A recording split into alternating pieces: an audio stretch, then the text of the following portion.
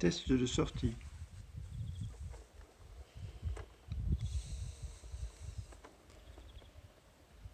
On voit bien les traces sur la pelouse qui sont liées au réglage du couloir sur étroit. Et elles sont accusées par le réglage du départ distant sur toujours, ce qui fait que le robot passe exactement au même endroit à chaque départ et chaque retour. Avec un réglage normal, ce sera moins accusé. Le robot approche maintenant de l'entrée du couloir.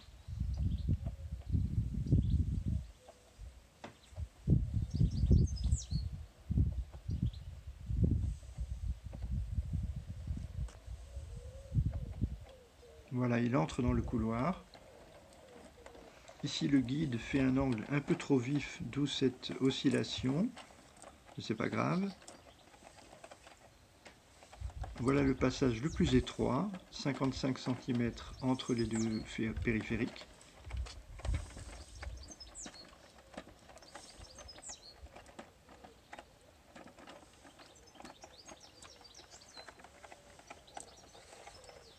Et on arrive à la sortie du couloir. Le robot est maintenant sur la pelouse secondaire. Il va suivre le guide jusqu'à l'extrémité. Là aussi, l'angle est un peu trop vif. Le robot arrive à l'extrémité du guide.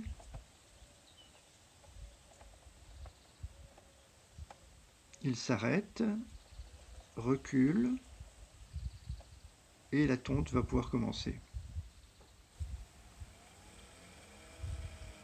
Là, on entend le bruit du moteur de tonte qui démarre. Test de retour.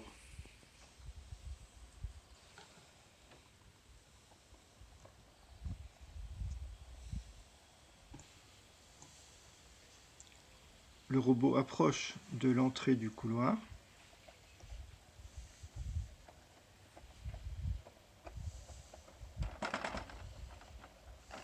Voilà, il est entré. Là, on voit bien que les angles trop vifs et trop proches sur le guide ne sont pas une bonne chose. Il faudra corriger ça.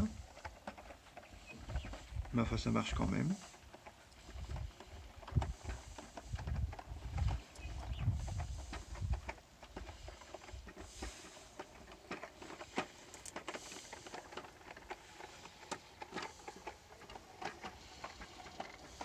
Et voilà, le robot ressort du couloir sans aucune difficulté. Et il suit le guide jusqu'à la station de recharge de façon tout à fait classique.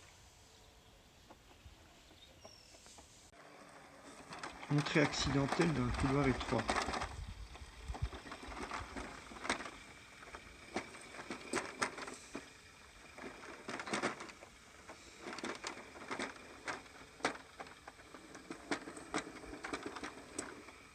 Alors là, c'est évidemment le piège.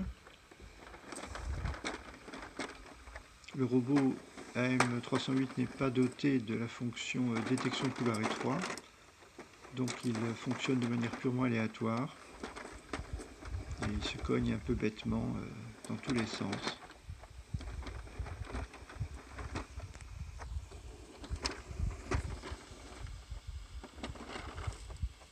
Alors, je n'ai pas coupé la vidéo sur ce cas-là pour laisser vraiment voir le temps réel.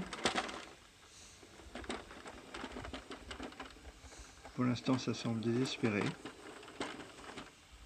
Ah.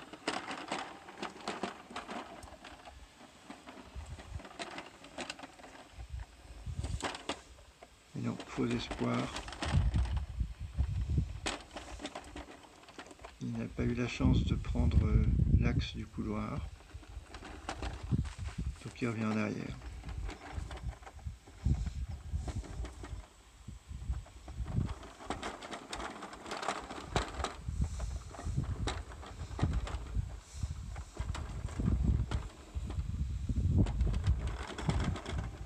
Et voilà, il en est sorti 1 minute 40. Deuxième entrée accidentelle dans le couloir, par l'autre extrémité cette fois. Alors le scénario est le même. Le robot se cogne dans tous les sens. Je répète que le modèle AM308, qui est un bas de gamme, ne possède pas la fonction détection de couloir étroit, donc il a un fonctionnement purement aléatoire.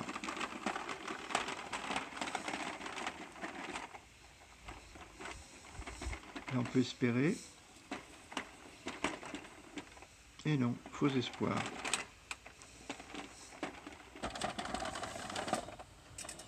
Alors là, j'ai vraiment eu peur qu'il ne s'en sorte pas, car il y a une marche d'environ 3 cm entre le dallage et puis la plate-bande. Mais il a réussi à s'en sortir. Et là, on dirait qu'il réfléchit. Ça y est, c'est décidé. Je ne sais pas à quoi correspond cet arrêt. Et il se replante dans la marche. Il va vraiment falloir que j'arrange ça, parce que c'est manifestement un piège. Et il va falloir corriger ça. Et voilà, le robot sort au bout de 3 minutes.